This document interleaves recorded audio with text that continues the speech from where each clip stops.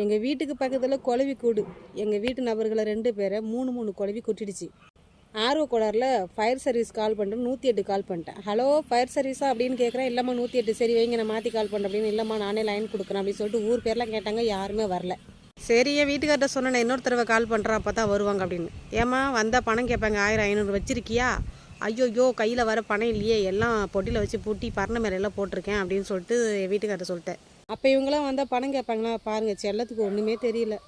என்னதான் கவர்மெண்ட் சர்வீஸாக இருந்தாலும் நீங்கள் போலீஸ் ஸ்டேஷன் போனாலும் அவங்களுக்கு பணம் கொடுக்கணும், வக்கீல்கிட்ட போனாலும் பணம் கொடுக்கணும், இந்த மாதிரி ஏதாவது ஒரு சர்வீஸ் வந்தாலும் பணம் கொடுக்கணும்.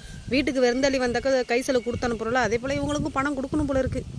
வீட்டில் வர மண்ணெண்ணெய் இல்லை, சரியாக ரேஷனில் மண்ணெண்ணெய் போடுறதில்ல. சரி மண்ணெண்ணெய் இருந்தால் நம்மளே ஒரு பந்தம் கொளுத்திட்டு போய் அந்த கொளுத்திடலாம். மண்ணெண்ணெய் இல்லையே, என்ன பண்ணுறது? இருக்குது குளவி, நம்ம போனால் அவ்வளோதான். ஃபயர் சர்வீஸுக்கு வந்து அவங்க கொஞ்சம் பக்குவமாக கொளுத்தி விடுவாங்க, நம்ம எப்படி கொளுத்துறது? ஒரே பயமாக இருக்கே, என்ன பண்ணலாம்? எப்படியாவது கொளுத்தி ஆகணும்.